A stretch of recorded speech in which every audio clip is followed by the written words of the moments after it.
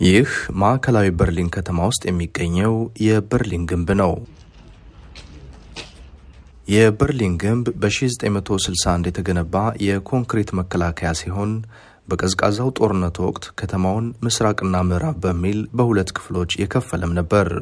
ግንቡ ምስራቅ ጀርመናውያንን ወደ ምዕራብ እንዳይሸሹ ለማስቆም የተገነባ ሲሆን አጠቃላይ 155 ኪሎ ሜትር ያህል የተዘረጋ እንደነበርም በታሪክ ይታወቃል።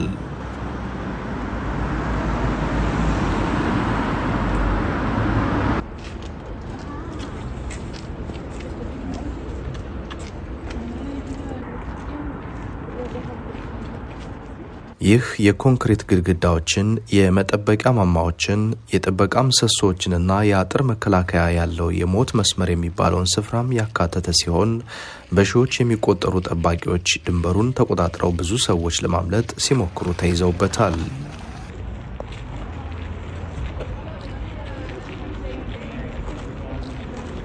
የግንቡ መፍረስ በ1990 የጀርመን ዳግም ውህደት መጀመሩንም አመልክቷል።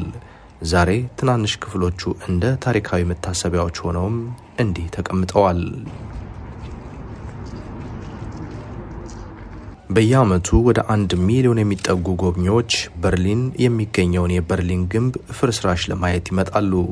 ማንኛውም ጎብኚ ይህንን ግዙፍ የታሪክ ስፍራ የሚጎበኘው በነፃ ነው።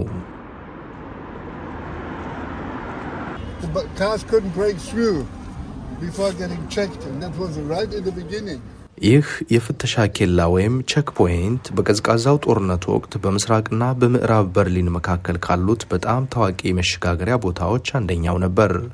ዛሬ በበርሊን ግንብ ሙዚየም አቅራቢያ የሚገኘው ይህ ታሪካዊ ስፍራ ሰዎች ለማምለጥ ያደረጓቸው የነበሩ ሙከራዎችና የበርሊን ግንብ ታሪክን የሚያስታውስ ሕያው ምስክር ነው።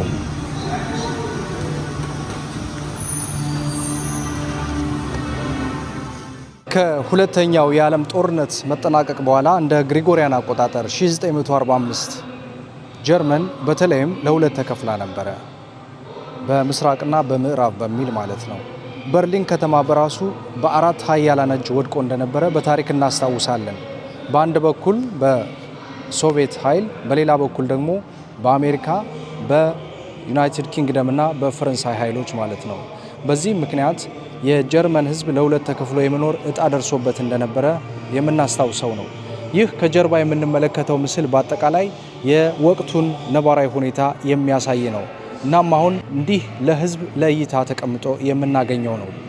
በሙዚየሙ ውስጥ በርካታ በወቅቱ የነበሩ ሕይወቶች ምን እንደሚመስሉ በግልጽ ፎቶግራፎቹ ያሳያሉ።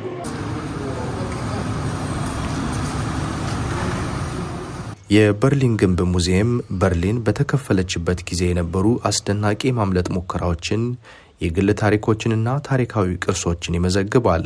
ጎብኚዎች በወቅቱ የነበሩ ሰዎች ከግድግዳው ስር እንዴት እንደኖሩና ለነጻነት እንዴት እንደታገሉ እንዲረዱ ይረዳቸዋል።